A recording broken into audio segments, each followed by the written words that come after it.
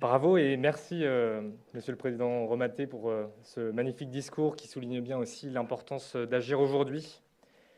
Et merci aussi pour cet accueil chaleureux. En tout cas, c'est un grand plaisir d'être avec vous toutes et tous ici à l'IFM pour cette première édition de la Journée de la mode circulaire. C'est un grand plaisir déjà parce que c'est un lieu chargé de symboles et d'engagement, comme vous pouvez maintenant aussi très bien le comprendre, comme vous le saviez déjà. C'est aussi un grand plaisir car nous avons aujourd'hui aussi la présence et le soutien de Madame la ministre Bérengère Couillard, très engagée aussi sur ces problématiques et sur ces enjeux. Et c'est un grand plaisir parce que ça fait quasiment un an, jour pour jour, que nous avions lancé cette fédération de la mode circulaire, ce grand mouvement collectif. Et cette journée est dédiée réellement à vous. Cette journée doit nous permettre justement de célébrer tout ce chemin parcouru en si peu de temps, en seulement 12 mois, et de sceller ces engagements collectifs justement pour construire le futur de la mode, et spécifiquement le futur de la mode circulaire. Alors je tiens tout particulièrement à remercier Madame la Ministre et ses équipes pour leur soutien au développement circulaire de l'industrie.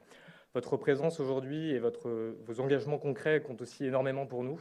Ils montrent aussi que c'est réellement salvateur de se sentir soutenu par l'État sur toutes ces initiatives que toutes les personnes ici portent au quotidien.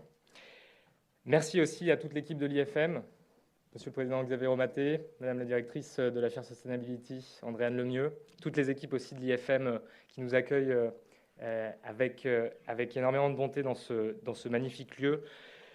L'IFM qui est ce symbole de l'excellence et de la créativité à la française, et qui aujourd'hui, par votre engagement à toutes et tous, devient aussi ce symbole de la créativité circulaire, engagée, et finalement de cette créativité progressiste.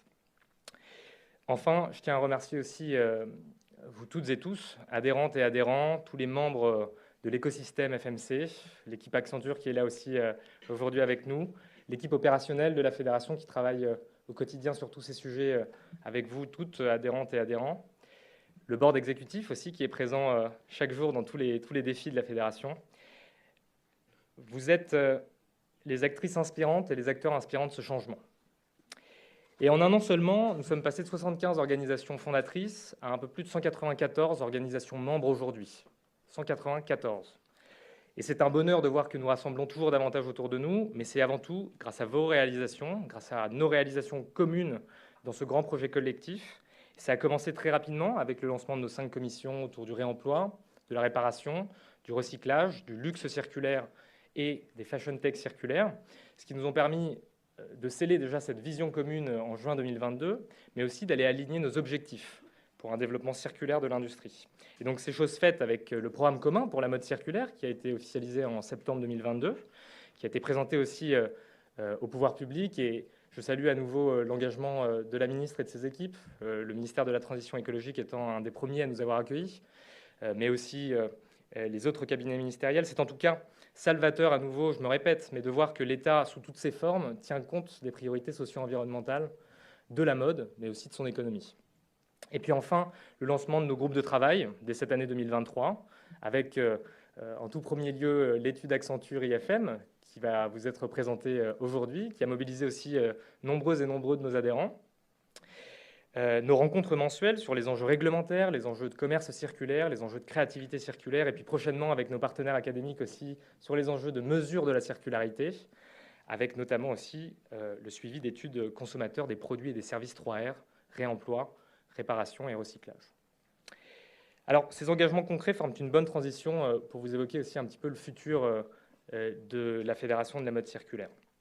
Comme le soulignait Xavier Romaté, c'est en effet un moment charnière où nous avons une voie, et cette voie de la mode circulaire est à prendre ou à laisser. Et en l'occurrence, celles et ceux qui étaient là lors de l'officialisation connaissent mon appétence pour les discours souvent illustrés par des chiffres, mais je ne trahirai pas l'équipe Accenture qui a énormément travaillé sur le sujet et qui vous présentera tous ces éléments. Ce que je peux dire, c'est néanmoins que nous ne sommes qu'au début de cette grande aventure circulaire. Le meilleur reste à venir pour la Fédération et pour la mode circulaire. Nous l'évoquions ensemble l'an dernier, penser le futur de la mode, c'est aussi réfléchir aux perspectives de l'économie française. Et donc en cela, nous devons prendre aujourd'hui un engagement collectif. Et cet engagement, c'est de continuer à contribuer activement sur le terrain aux transformations de demain.